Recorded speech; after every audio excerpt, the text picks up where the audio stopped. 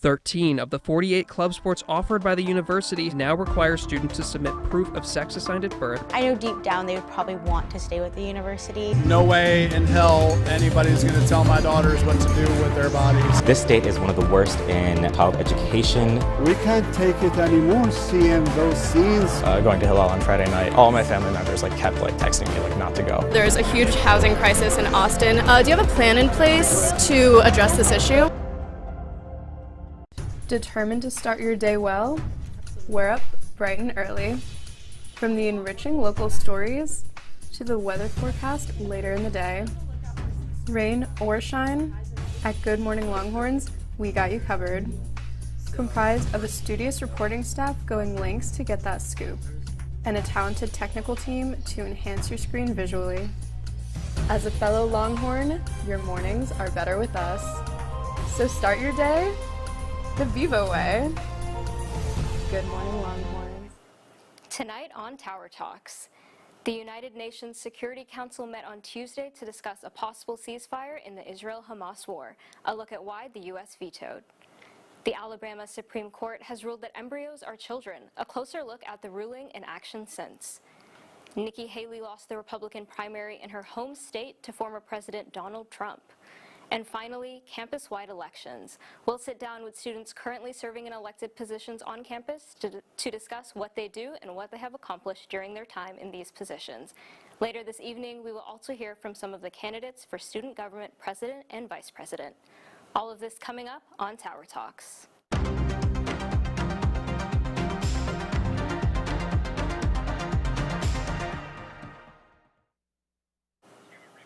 Good evening and welcome to Tower Talks, the show where we take a closer look at the stories affecting Texans, Austinites, and students right here at UT Austin.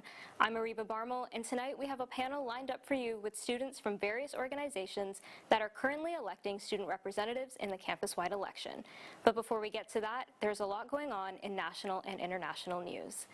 Last Tuesday, on February 20th, the United Nations Security Council met in the UN headquarters in New York to discuss the possibility of a ceasefire in the Israel-Hamas war. When Caroline Rodriguez-Burkett, this month's Security Council president, called for a vote, the results came out 13-1.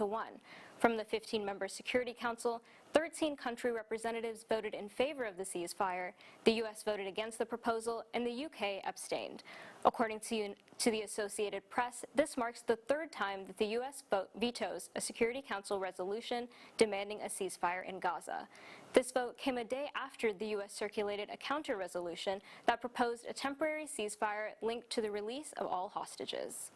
According to the Associated Press, Linda Thomas Greenfield, the U.S. ambassador to the United Nations, stated that, quote, "The resolution before the Council would not achieve the goal of sustainable peace and may in fact run counter to it, preceding what the vote today was wishful and irresponsible," end quote. The Alabama Supreme Court caused controversy when it ruled last Friday in an 8-1 majority that frozen embryos are children, and those who destroy them can be held liable for wrongful death. The ruling involved a case where a patient's frozen embryos were dropped on the floor and destroyed back in 2020 in Alabama. The ruling of the case brings concern about the legality of in vitro fertilization, since the practice involves producing many embryos, many of which do not survive. Although the ruling does not explicitly prohibit IVF, experts say that this may cause a chilling effect and could increase the risks and costs for IVF, according to CNN. In fact, 3 IVF providers in the state have suspended services as they consider the legal risk. However, a bipartisan effort is underway in the Alabama legislature to create, quote, clarifying legislation to protect IVF, and the Alabama Attorney General says he has no intention to prosecute IVF families. Chief Justice Tom Parker also drew attention with his concurring opinion, which made heavy use of religious opinion, as he wrote that the state constitution includes a, quote, theologically based view that human life cannot be wrongfully destroyed without incurring the wrath of holy God, end quote. As the presidential primaries continue on, Republican candidate Nikki Haley faced a loss this Saturday in her home state of South Carolina, where she served as a two-term governor. Republican candidate and former President Donald Trump defeated Haley by 20 percentage points. Her South Carolina loss follows a string of early defeats in other primaries. Trump beat Haley in both Iowa and New Hampshire last month, and Haley was outvoted by a, quote, none of these candidates option on the Nevada ballot, which didn't include Trump. Following her loss in South Carolina, Americans for Prosperity Action, a network backed by billionaire Charles Koch, is halting their financial support for Haley's campaign, though the organization said it still endorses Haley for president. Following the election, Haley addressed supporters at an election night party in Charleston, saying that she won't give up following her loss. Haley said, quote, we need to beat Joe Biden in November. I don't believe Donald Trump can beat Joe Biden, end quote.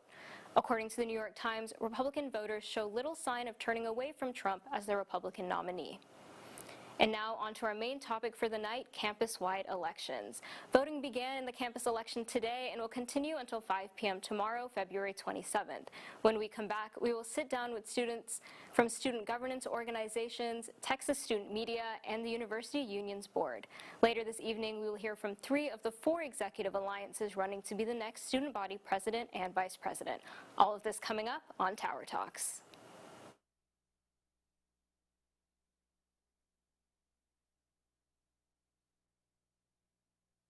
Wednesdays at 7 a.m. Central Time on TSTV.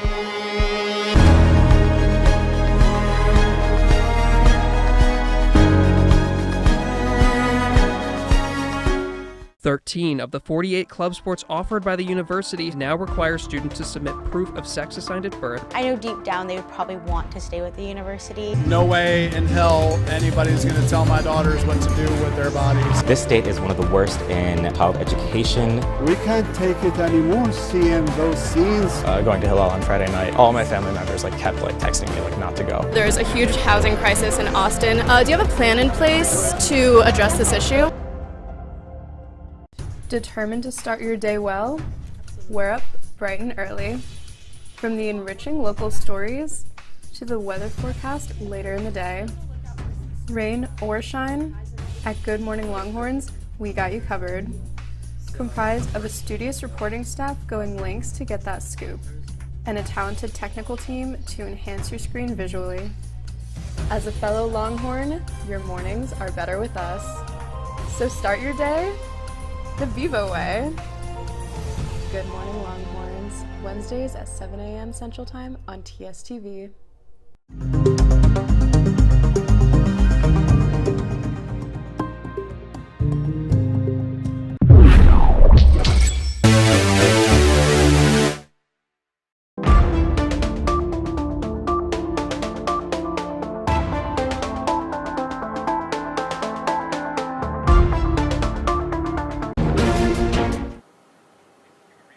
Welcome back to Tower Talks. I'm here with our panelists to talk about campus elections.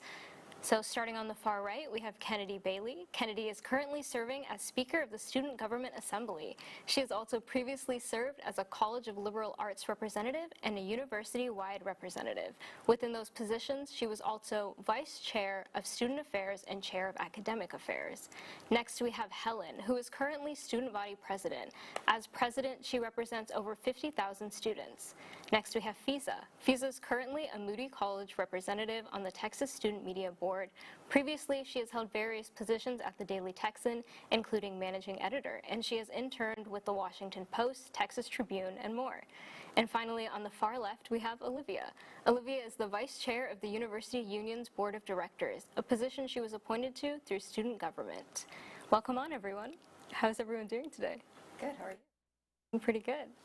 So I wanted to start with one question for the entire panel. So Fiza, Helen, you guys were elected by the student body at large. Kennedy, you were elected and then chosen by the assembly, is it, to be speaker? And Olivia, you work alongside people who were chosen by the student body to represent the students.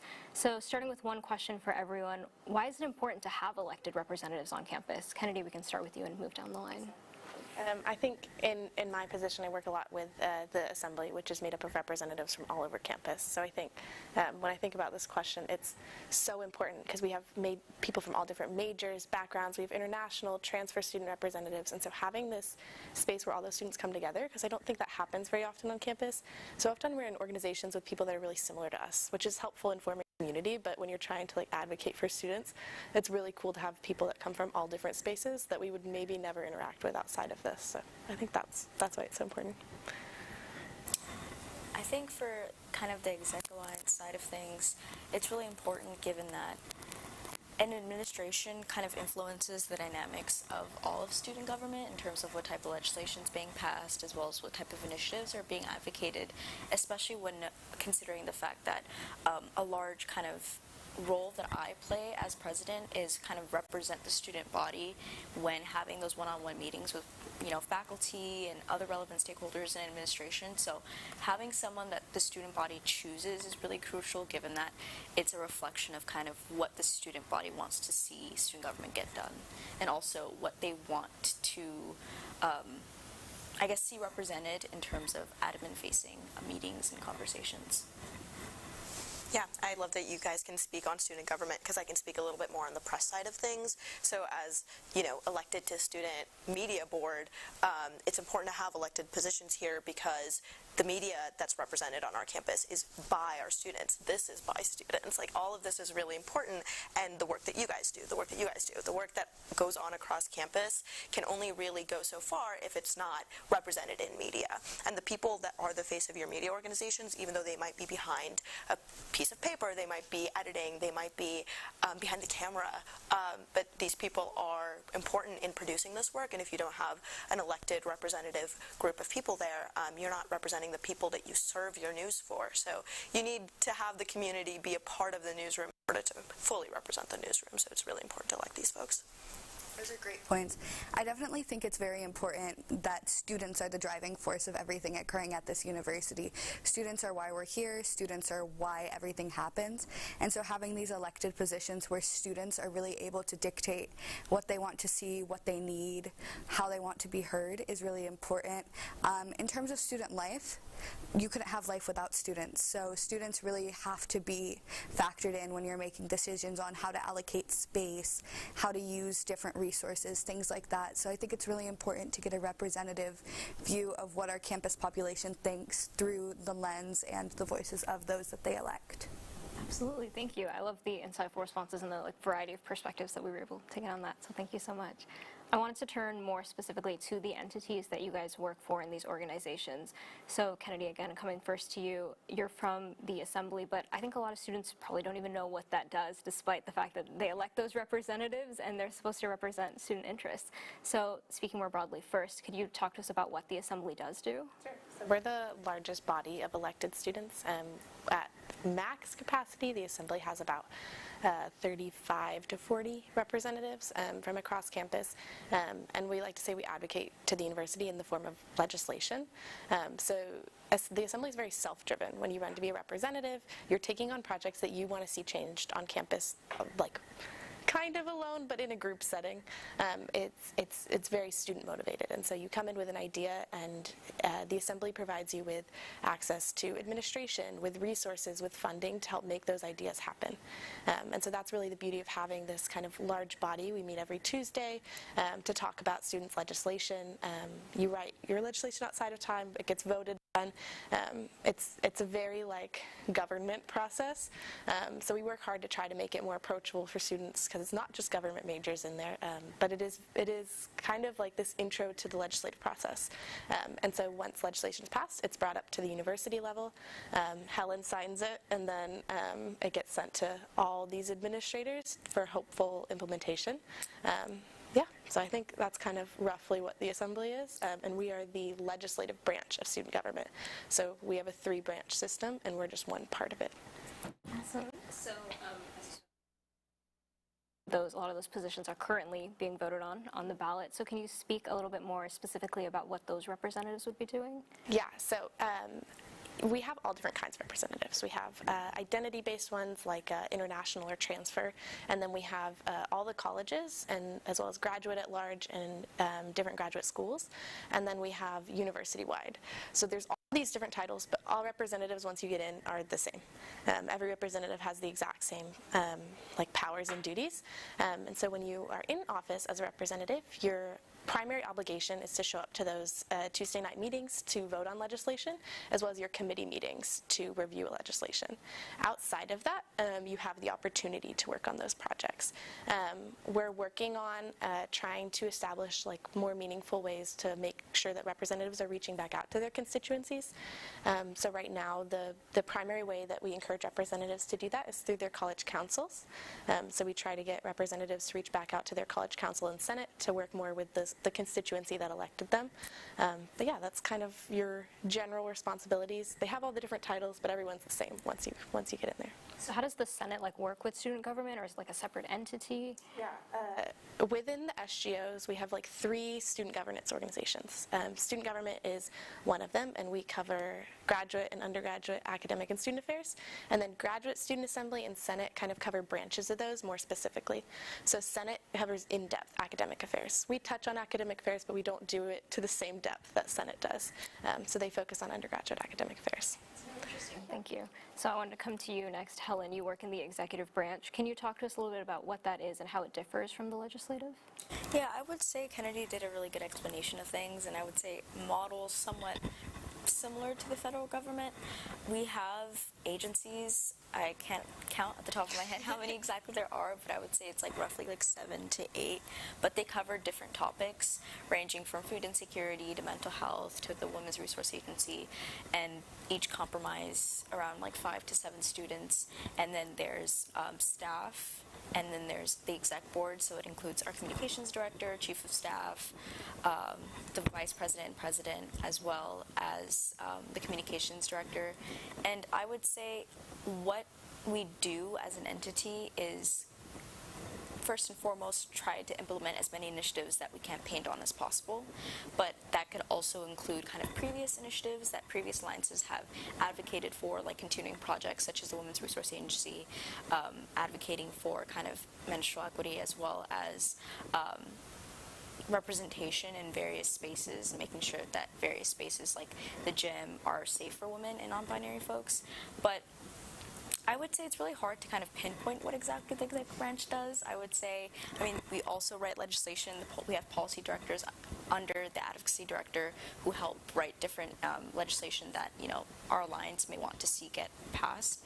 But I would say at the end of the day, we have agencies that kind of do their own things that are more niche to their agency. Some can include stuff that they want to do on their own accord, but it could also include stuff that we kind of campaigned on and would like to see get executed within student government. It's a really long answer, but essentially we kind of just try to gauge student input and do as much work that addresses those needs. Yeah, I appreciate the in-depth answer. I'm also learning as we go. So the Executive Alliance is also currently on the ballot. So could you specifically talk about like what you do as president and what the new president and vice president would be doing? I would say kind of the role that the student body president has kind of is in 2 parts. One would be implementing your own initiatives, and you wouldn't be actively working on it your whole time during your term, or else that would be really hard to kind of execute as an individual, but you'd leverage different people within the exec branch, even the legislative branch. We collaborate a lot, as well as relevant stakeholders within administration and just faculty as well, and implement those initiatives to the best of your abilities. And the other kind of aspect of your role is being that representative in spaces where students aren't really there. Those meetings with, President Hartzell, meetings with the Vice President Student Affairs Office, and just any time that faculty and administration want to gauge what students' input would be like, they would invite me, as well as the Senate of College Council's president and the GSA president, just to see, okay, you're representative of the student body, which hence why it's important that elections are kind of put us in this role, but we represent student input, and so they really do seek for our advice and our insights in those spaces, and without it, I think it'd be really hard for them to gauge every single student input. Absolutely, thank you. So, Visa, coming to you next. TSM is very different than these legislative organizations. So could you first talk a bit about what is Texas Student Media?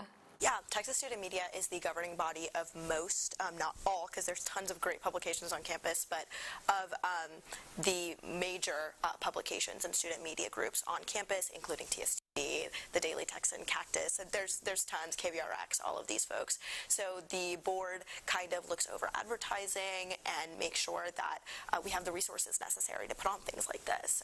And kind of, we've also like taken under the Battalion, which is the Texas A&M paper, when they got threatened to be shut down. So Texas Student Media is really here to support these endeavors for students to have like the backing to stand up and put on things like this when, you know, like the Battalion was being threatened to be shut down. So things like that, Texas Student Media Board will stand behind you. Awesome. So the board positions are also currently on the ballot. Can you speak a bit about what you would do as a board member?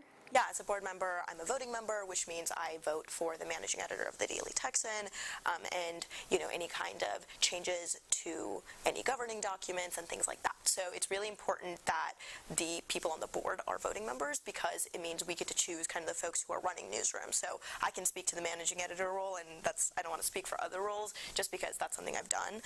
And the managing editor runs 12 out of 13 departments of the Daily Texan. So all that representation comes from this managing editor. So an elected member of the student media board would be able to kind of listen to candidates and be the people that vote those folks into the newsroom, which is great. And we kind of have discussions about, you know, what the EICs do. So last board meeting, like we talk about that, or like we have board meetings to talk about all of these updates, and it's really great to go to these meetings and hear what these student media orgs are doing, and you just get like the best updates from like station managers and like the leaders of each org to see like what support they need and what they've been accomplishing over the semester. It's really fun to hear and kind of interact with the Moody community in that way. Awesome, thank you. And coming next to you, Olivia, the University Union Board is also a very different entity, but one that students maybe are interacting with without even knowing it. So can you talk about what is the University Unions and like what does it encompass? Sure. So the University Unions are basically the living room of campus. So when you think about the Student Activities Center and the Union Building, those are the two main buildings that the University Unions operates. The goal of the unions is to ensure that students have a place to hang out, be, study, build community, a space to come together. Outside of those two main buildings, the union manages the Hogg Auditorium, which has been newly refurbished and reopened. And so these spaces are managed by this group so that students are able to congregate and have all of their activities. Many of the major student activities or things like that are hosted in these buildings. Student government's office is in the Student Activities Center, things like that. So the union's goal is just to make space for students to be on campus. And we're currently electing some University Unions board members, so what would those elected board members be doing? Yeah, so the Unions Board is a really cool entity because it's comprised of 6 students. So we have 2 elected members, 2 members appointed by the student government, and then we have our student government president. So Helen sits on the board, as well as the president of Campus Events and Entertainment. And so those are the 6 members, and the 6 members work together along with the executive director of the union and some select faculty as appointed by the president to manage and kind of bring forth student ideas and student needs in these spaces. One of the primary responsibilities of the students on the board is to come together and listen to campus events and entertainment budget presentations, as well as allocate the funds for those different organizations. E&E has, I think, 11 student orgs under it, and it's our job to determine how to best be stewards of the funds that the union provides and spread them out amongst those different organizations. Outside of that major responsibility, we bring forth student feedback and student insight to those that are making the changes and who are making the choices within the union. So we're able to say, well, this is something that students would like to see. How can we work together? How can we implement this? How can we go together with campus partners to bring forth student ideas? Are there any recent examples of that student feedback being implemented? Sure. So we're currently working on quite a few things, but some things that student feedback has implemented are, I know that we're working closely with student government to provide menstrual resources in different bathrooms on campus. I believe there's quite a couple of bathrooms that are needing some of these supplies for free for students to use, and so we're collaborating on that project to really bring that as a resource for students. Well, that's great to hear. Thank you. And when we come back, we'll keep talking to our panel about campus elections and take a closer look at their elected positions. We'll talk more about student governance entities, Texas Student Media, and the university unions, so stay tuned.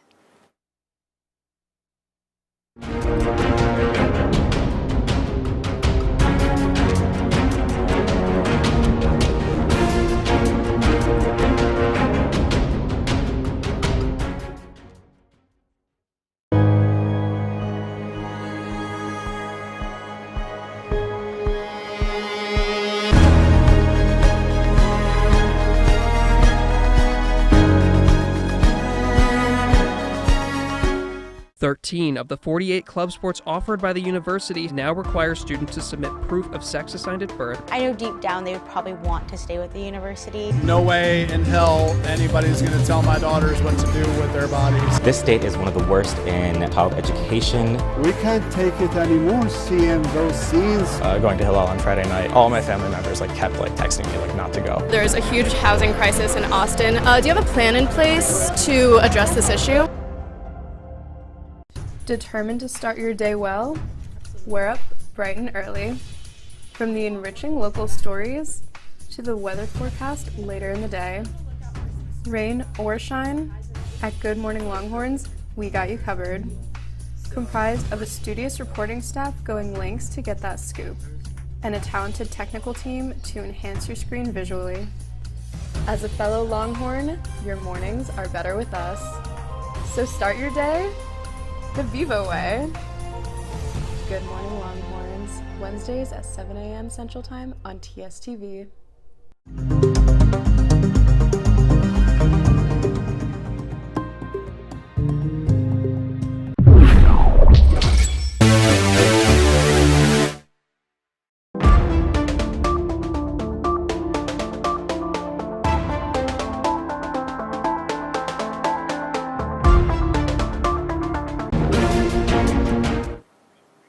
Welcome back to Tower Talks. For those of you just joining us, we're talking to our panel about campus-wide elections.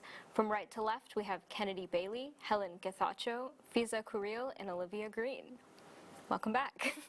So I wanted to take a closer look at what you guys do in these roles, in these student entities that you're working for, and what students should be paying attention to as we approach the election, or as we are in the midst of the election.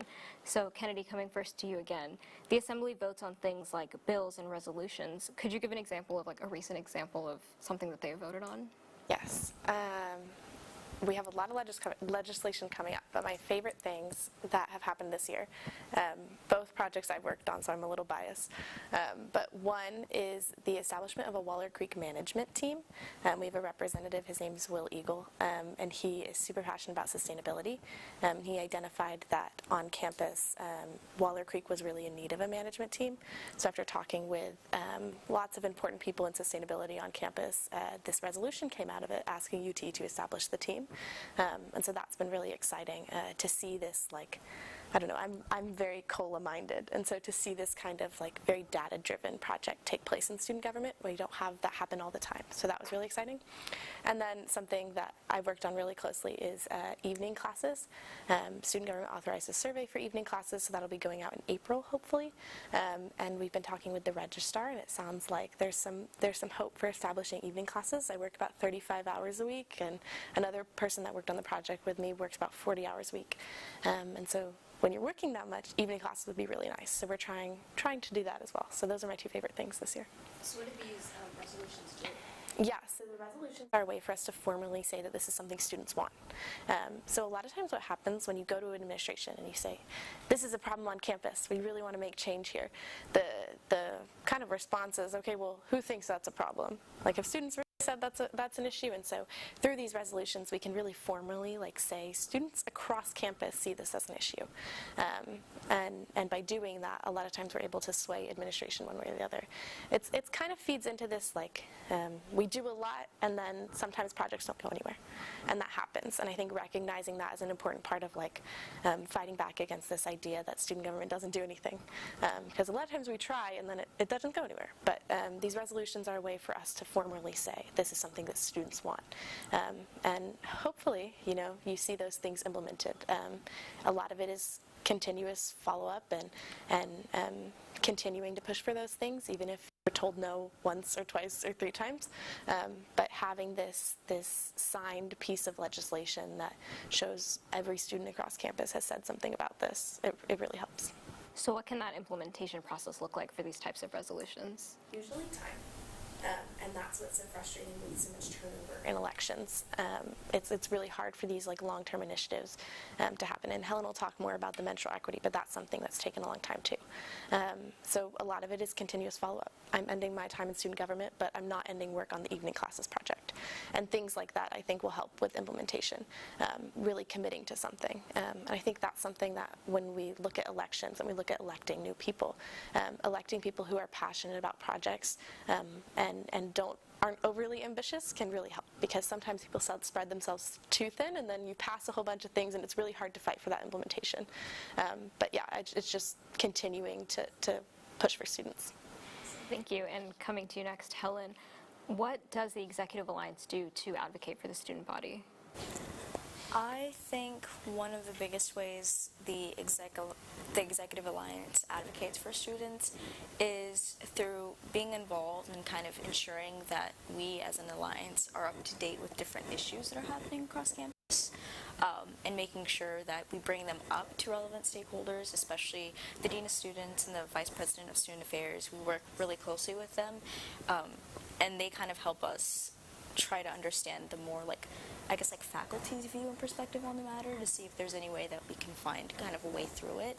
I think that's the biggest way, is through just honestly being involved. I feel like also what has been really helpful is being a part of student government, is that I feel like everyone's involved in their own ways, especially representatives and even just members within the different agencies. I feel like they're not only a part of student government, but more likely than not they've also been involved in other student organizations, and they bring insights and inputs that they have from those involvements into this space. And so I think we all collectively kind of just use our own separate experiences to help kind of gauge what student issues are currently happening across campus.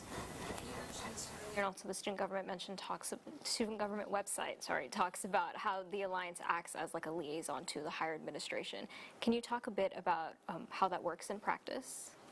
In practice, that essentially means whenever there's a lot of different committees and meetings that I get invited to and sit on. For instance, the President's Student Advisory Committee is a committee that I chair, and it's essentially monthly meetings that I, as well as other student leaders, get to have with President Hartzell to talk about kind of university wide, larger initiatives that require institutional funding.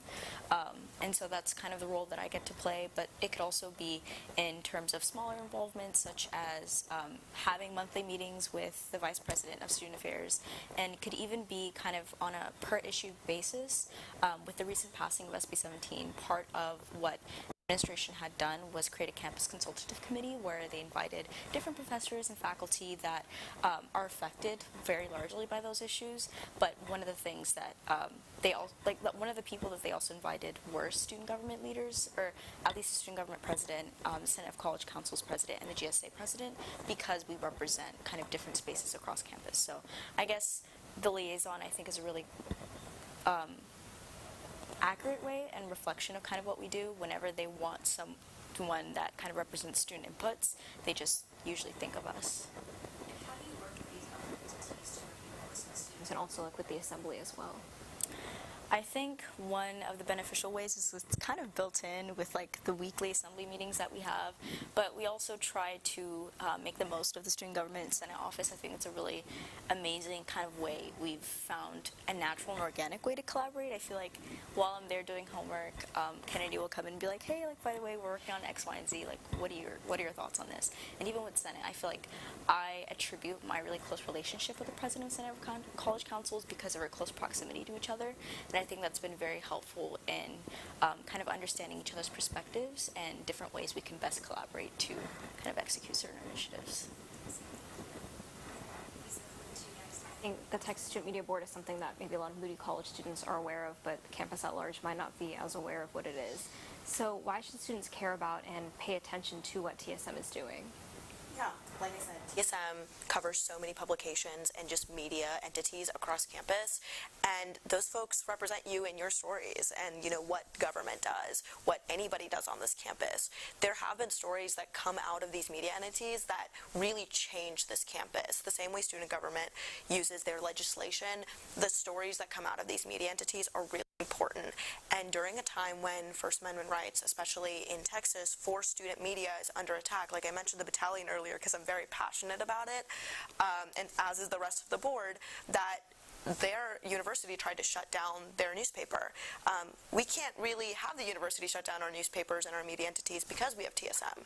And that is really powerful and something that gets, I think, really overlooked because I guess, yeah, tons of people outside of Moody don't know about it, and that makes sense, but we're on the ballot for a reason, and it's important to fight for these entities because so much lasting changes happen during the freeze. Students get their news from these entities.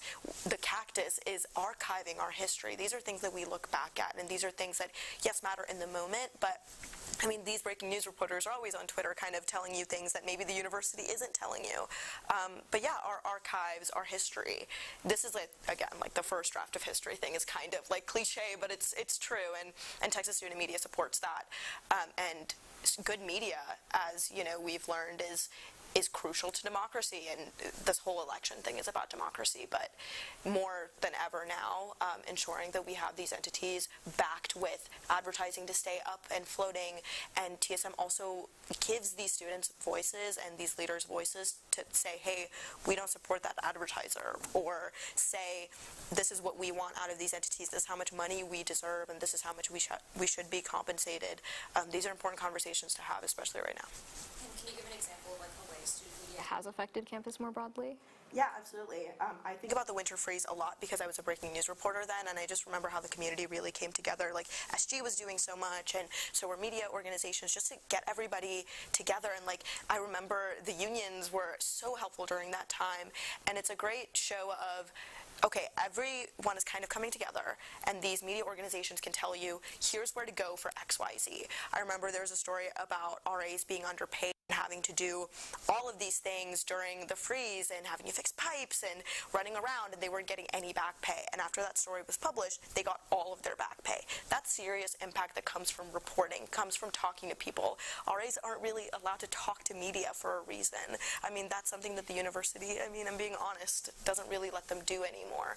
But these are the reasons why there's tangible change being made, and people are getting the pay they deserve, and people are getting the recognition they deserve through these organizations. I might be a little biased, but I absolutely agree that the reporting is very powerful. So, Olivia, coming to you next. Can you talk a bit about what the union has done in the past year? Sure. So what we've done in the past year is we've really worked, our chair, Cade, has been really committed to garnering the support and buy-in of everyone on the board, as well as to garnering the support of different students. He's currently working on this project where he's looking to gather feedback for how students utilize the space in the union and what they'd like to see, what they'd like to do. A big goal that we have this year is to really bring in more voices to all of the things that we're trying to achieve and to all of the things that we're trying to do. Outside of that project, we've been working to support events and entertainment as they do some really fantastic and amazing things, such as we're coming up on 40 Acres Fest, which is one of the signature events. They had Ball on the Mall in the fall, where we had thousands and thousands of students come and watch. I think it was Diplo. So we really work together with different student organizations and different parts of events and entertainment to make sure that students are able to access a bunch of really interesting and cool things so that campus life continues to thrive. And kind of along the same lines, why should students care about who they're electing to this board? I think students definitely should care about who they're electing to this board because it's such a small group of people, and so our board is it's a really tight-knit community where we're able to work together, but also if you care about who you're electing, you're caring about whose voice is being heard in this space. The union is something that you might think of as just a building, but it really extends beyond that. It's student life in so many different ways, so many different events, so many different programs. The union puts on things like a pre-screening of Kung Fu Panda 4, like just very interesting and cool things that you wouldn't be able to see or do without the support of this entity. And so in electing a representative for this, you're kind of working to put your voice towards creating more opportunities for students to build and cultivate community here on campus. Kennedy, coming back to you, this ballot is one way for students to make their voices heard, but once the election is over, what can students do to continue to make their voice heard in assembly? Yeah, we are such a big advocates for more students coming to assembly. We meet every Tuesday night at 7 in the WCP. It's on the second floor, the Legislative Assembly Room. We'll meet tomorrow. If you don't want to run for representative, that is totally understandable. It's a big commitment. It's so self-driven. It can be a lot. But we still want to make sure that we're hearing out students' voices. And so every meeting we have open forum, and that happens at the beginning of the meeting. You can come and share anything that's going on. Representatives can ask you questions so we can better understand and represent what issues are important to you. Outside of that, we have a student government email. All the representatives' contact information is public. DM us on Instagram. Like, we want to connect with students in that way and hear out as many students as we can. Also, even if you're not in student government, you can author legislation. And something that we've really advocated for is helping guide students through that process. So by making representatives' contact information available, we hope that you'll contact a representative and they can help guide you through writing the legislation.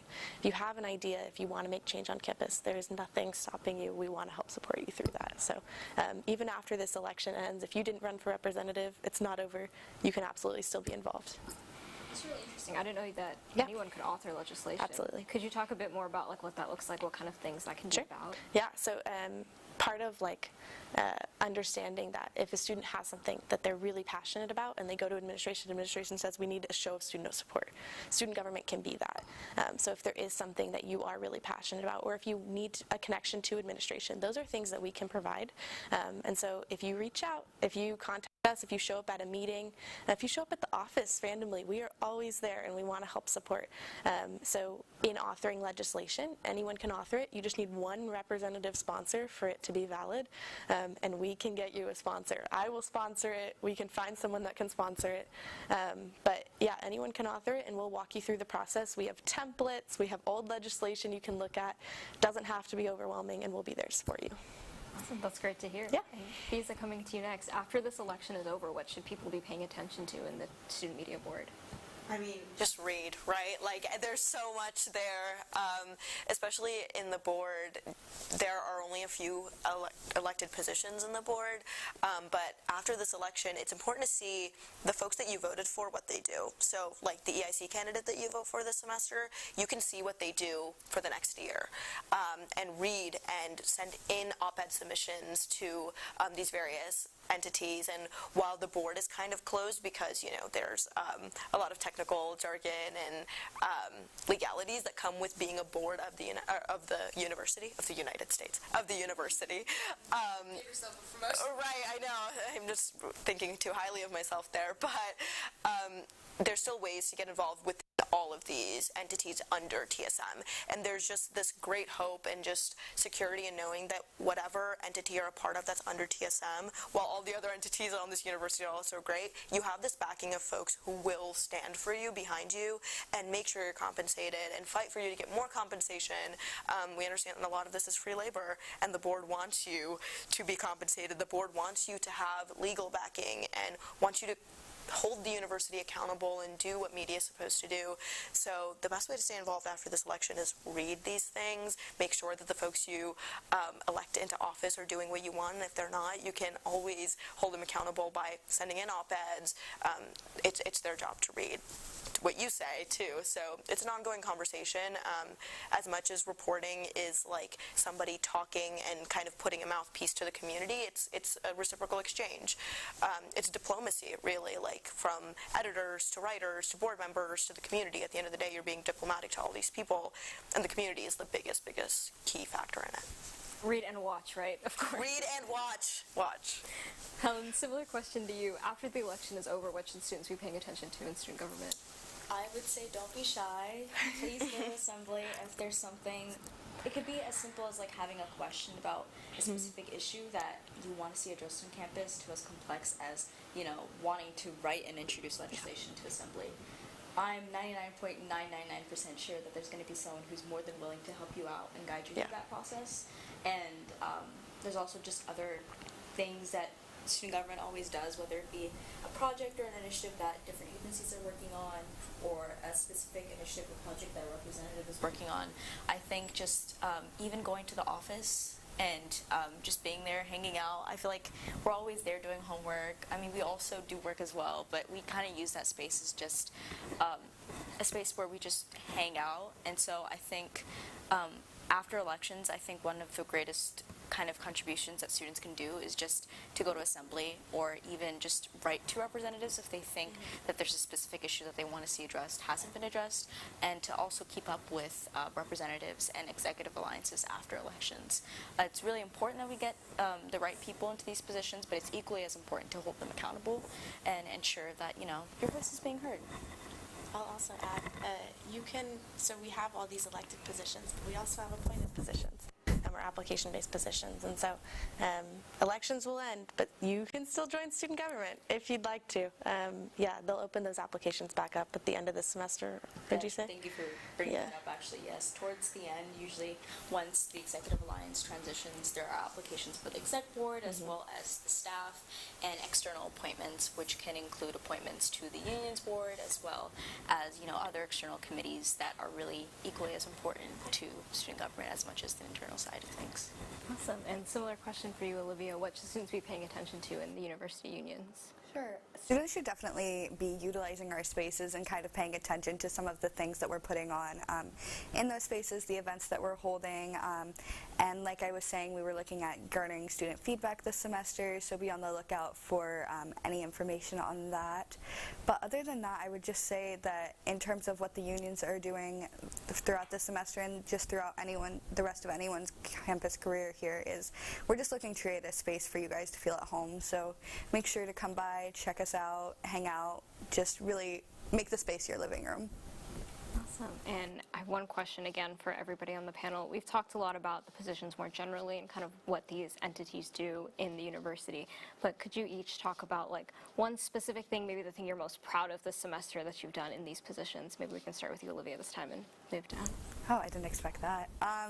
Yeah, so one specific thing that I've been able to do this semester is I've been able to work closely with our campus election officials, so the professional staff members that kind of drive the entire campus election. And I've been able to work, as the vice chair of the university unions, it's one of my responsibilities to go through and be on the selection committee for the election supervisory board. So there's a board of 9 students that's kind of overseeing everything. So they're doing all of the record keeping, all of the data collection, all of the checking to make sure everything is good. And having been in this position, I was able to kind of have a hand in helping select these folks, and so understanding how that process works is something that's been really gratifying.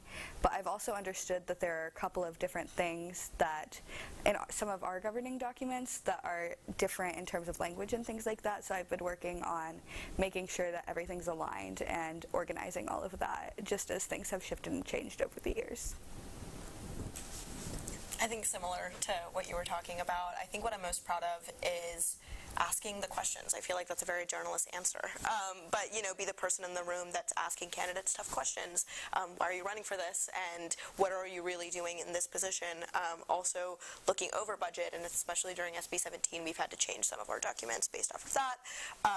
And reading really a lot about SB 17 and really understanding it, and kind of advising what we should do with that. I'm really proud of that. I think that battle will be ongoing, especially for whoever comes in after me.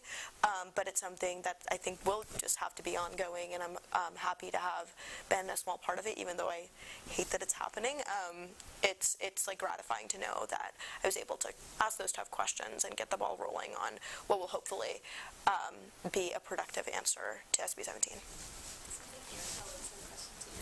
I would say it's really hard. I don't know. I feel like throughout my term there are so many different things that I'm grateful to have been a part of.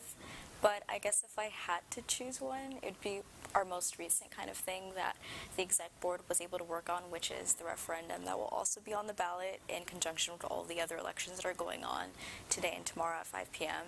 And it's to gauge student input and how they want to best use the former MEC space, which is WCP 1.102. Given the amount or the connection that many students had to that space, we wanted to make sure that we included former MEC members as well as all students throughout that process, and one of the best ways to do that is through a campus-wide referendum so that we can leverage the results that happen from the referendum to best advocate to administration and actually get student inputs involved in the process in terms of that reformation. Yeah, I think I touched earlier on some legislation that was important to me.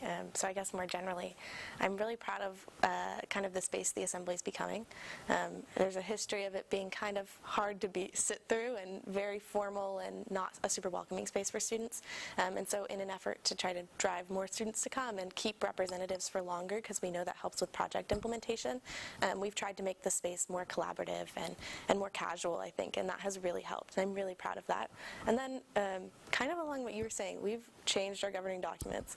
And so my Speaker Pro Tem, Brian Wynn, and I just sat down and we have a 130-page governing documents reform that the Dean of Students Office is currently reviewing. And so I'm proud of that because that's something that has taken 3 years of us talking about all these changes we wanted to see. Our documents were really inconsistent and really difficult to navigate. And so all in this effort of trying to make student government more approachable for students, I'm really proud of that. Just I'll leave this open to anyone to jump in. Why should students vote? I guess I'll say, I hope you care about who represents you in all these entities, because I think that that's really important. But even if you don't care that much, things like the referendum are important to every student.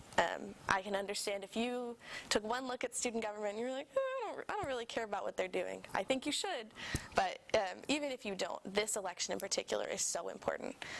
And then in voting for those representatives, those are the people that talk on to administration on behalf of you. So you may never see Jay Hartzell or the Dean of Students, but Helen will, and Helen will sit down with them and like you were saying, you represent students, and I think this is your opportunity to have some sort of say in that, because whether you vote or not, administration will think you did. And so your voice is heard whether you put your ballot in or not, so I think it's super important. I think Kennedy summarized it really well. Even if there's at least one issue that you kind of recognize and acknowledge on campus, it's really important that you vote for people who take up that space to make those decisions happen. And so I think, voting is important because democracy is important. There's obviously issues that you see all across campus, and so it's important that you actually see the faces that you want to see represented in those spaces to actually make those decisions to create change. Yeah, to add on, for sure, I think a reason a lot of people may not vote is because they don't really see the impact, but really student government, media organizations, union have so much impact on our day-to-day lives here, and you guys implement a lot of things that affect people's day-to-day. Media organizations are doing the same as is the union, and it's important to not be disheartened and to keep that going and to vote because it does really matter. Outside of all of those really fantastic reasons why you should vote, it is so easy. The ballot is there is a link to share everyone, all of their points, all of their stances, their personal statements. It's a very beautiful, very easy to understand document that you should just go ahead and scroll through. So there's no excuse not to. It's not like you have to go digging for the ballot. It's right there, and all the information on everyone is right there. So take a second, educate yourself on the candidates, and put your ballot in, because people have put a lot of work into wanting to represent you. So you want to make sure that you're represented as best you can be. Thank you so much, and thank you all for taking time out of your Monday to be with us this evening. When we come back, a sit-down with 3 of the 4 executive alliances running to be the next student government president and vice president. Stay tuned.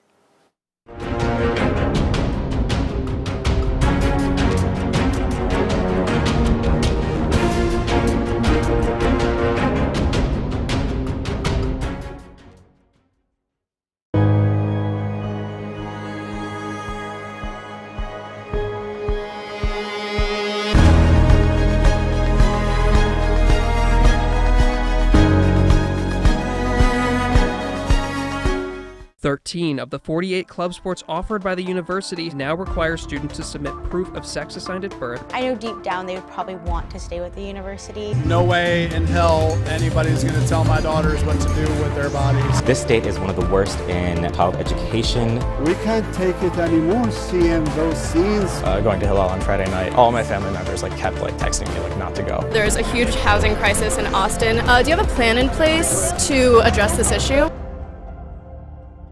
Determined to start your day well? We're up bright and early. From the enriching local stories to the weather forecast later in the day.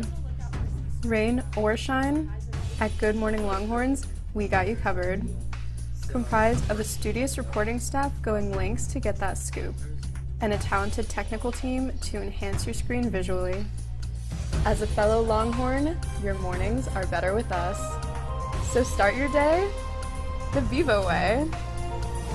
Good Morning Longhorns, Wednesdays at 7 a.m. Central Time on TSTV.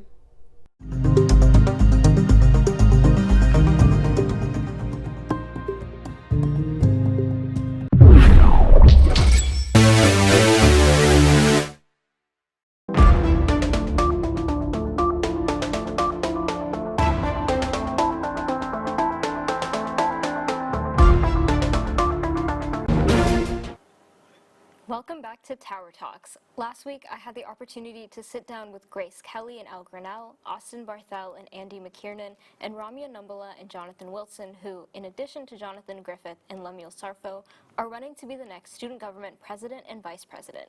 We talked about why they chose to run for Executive Alliance, the most important issues they're trying to tackle, and more. Let's take a look.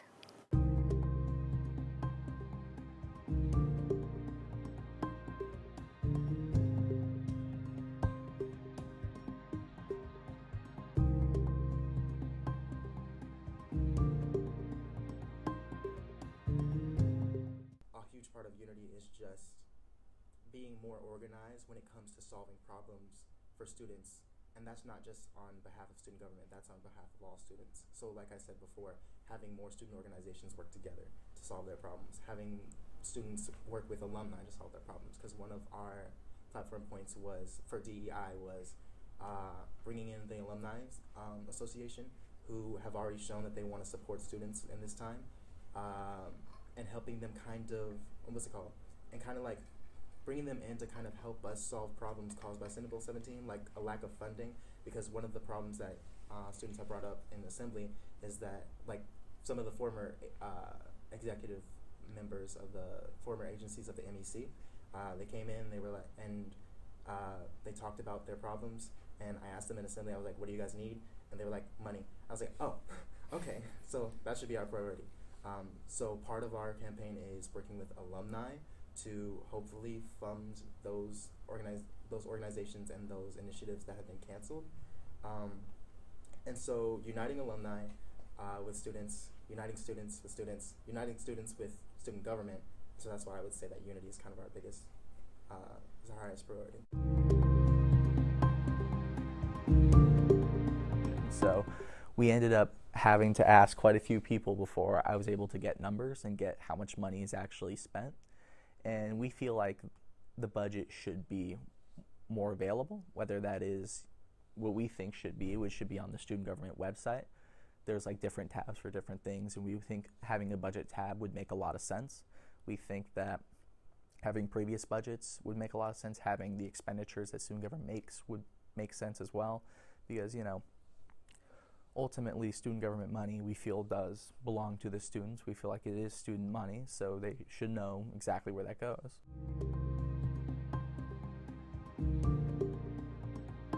We think it's very important to be able to hear the voice of the students and really be able to hear the issues that they feel are most important. So at town halls, everyone would be able to come. We'd have like a certain schedule to them, so they'd be maybe like twice a month or however often. And so all students could just come, voice their opinions, have conversations about it, make sure their issues are heard. We would also do, what else did we say? The forms. So we've found, in addition, so back to the town halls, kind of like we were talking about earlier with the closure of the MEC, we think that we need to provide a space for people to go and still feel like they have a sense of community on campus and are able to vocalize like their frustrations and things. And so we think that that would be the beauty of the town halls, is allowing for people to come and share their voice, and us really just being there to utilize our platform and share that support.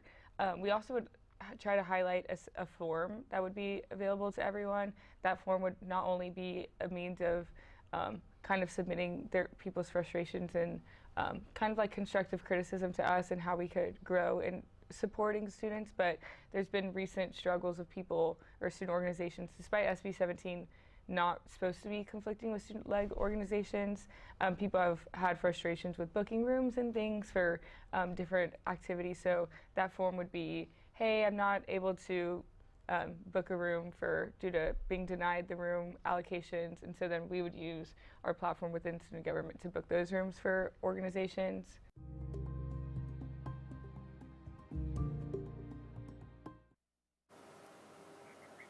Voting in the campus elections is open and runs until 5 p.m. tomorrow, February 27th. You can watch the full interviews with the Executive Alliance candidates on the Tower Talks YouTube channel. Be sure to cast your ballot in the Texas primaries as well. Early voting began last week and runs until this Friday. You can vote at the Flan Academic Center and the Lyndon B. Johnson School of Public Affairs on campus. Election Day is Tuesday, March 5th. Tune in next week to hear about efforts on campus to get students involved in the primary elections. Be sure to follow us on social media at TSTV Tower Talks on X, formerly Twitter, and at Tower Talks TSTV on Instagram. From all of us here in the studio, thank you for joining us this evening, and good night.